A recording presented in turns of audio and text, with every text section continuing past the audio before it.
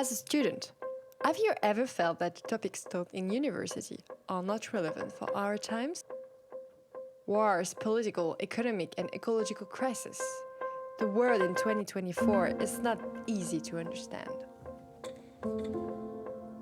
Some years ago, I started to read about ecological issues for myself and not only for academic purposes.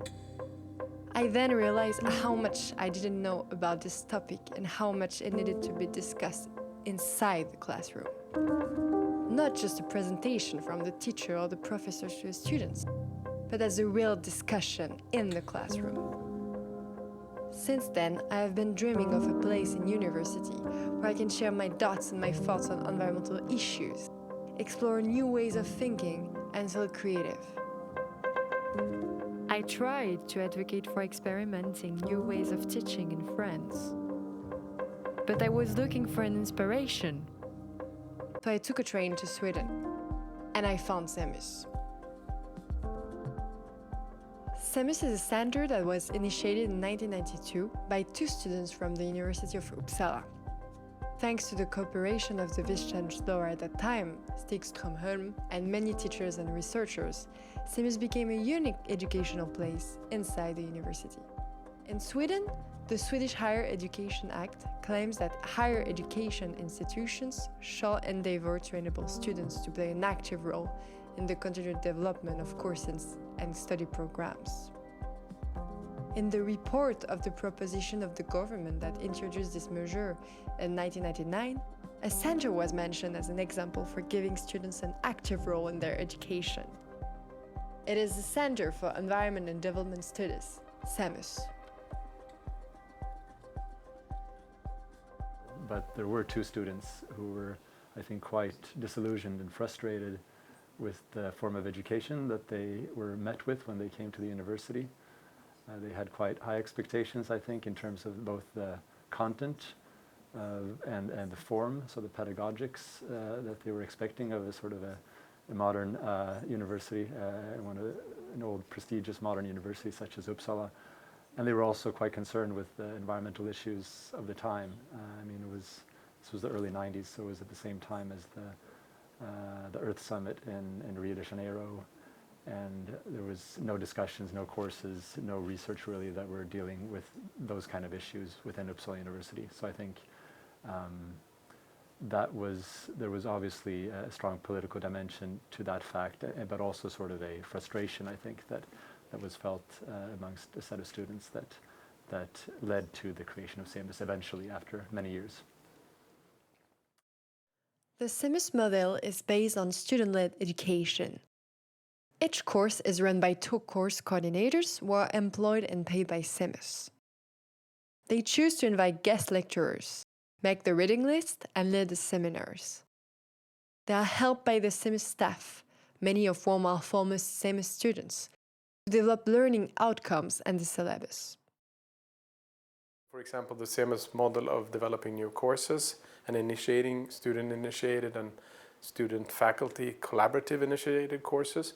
I think that's a very easy concept. It's basically a workshop series where students can come in with ideas. They can come to those workshop sessions, meet other students, meet people working at the university, researchers, teachers, and bring all of those ideas into a creative kind of process and trying to look at what are the courses nobody else at the university or programs nobody else is doing, but also what is missing at the university, what are the courses and programs we as students but also as faculty feel is something this university should do.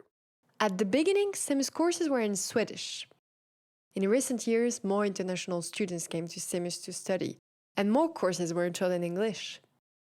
In 2023, 40% of the course coordinators were international students.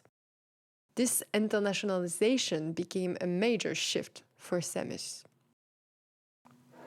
Or at least what it has given me is more of an opportunity to speak with people in my class, to think more critically, and it's an open space where your knowledge is valuable and your questions are valuable. By providing a space for expression, different perspectives and ideas can be shared freely in CEMUS. Both students and course coordinators share their knowledge on sustainability issues. It gives the opportunity for reflections and to inspire change and action. I think environmental education in general is very poor around universities, and I mean, in general, people try to frame it as something that we can solve with like the same approaches that we've had so far, and like sustainable economics, sustainable businesses, sustainable politics. But what does it actually really mean? They just can frame it however they want. And I think at CEMUS, for example, it's a very different approach. So I find CEMUS to be very valuable to actually give this these different insights into what sustainability and climate action could actually and should actually mean to the students. CEMUS is also trying to gather common culture around sustainability issues, providing new references to the students.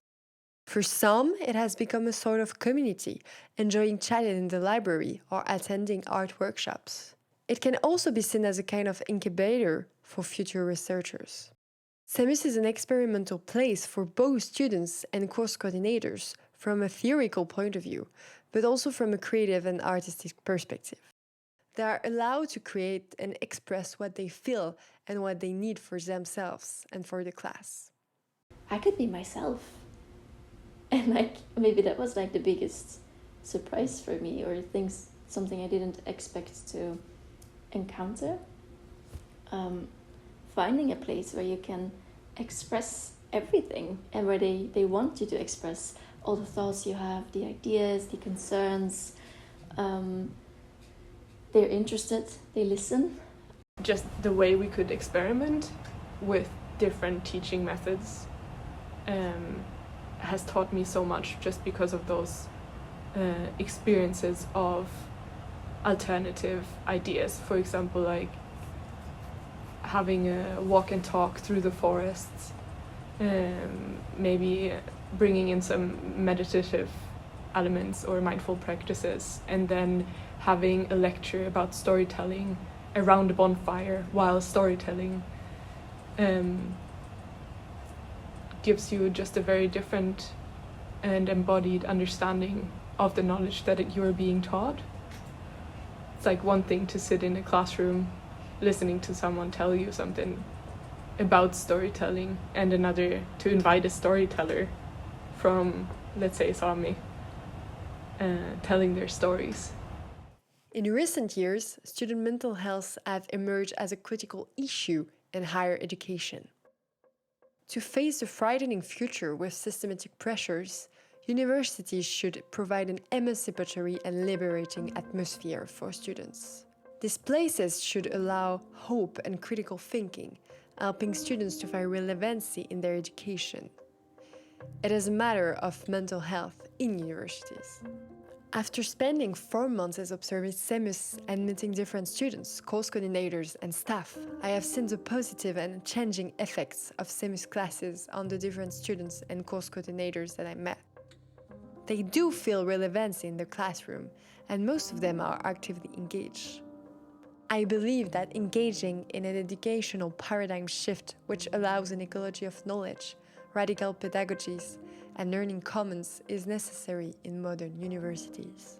Inspired by the pedagogy of praxis of the philosopher and educator Paulo Freire, which consists of student-centered and critical thinking, CEMUS embodies this change.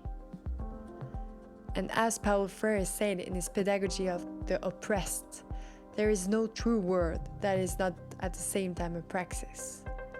Thus, to speak a true word is to transform the world.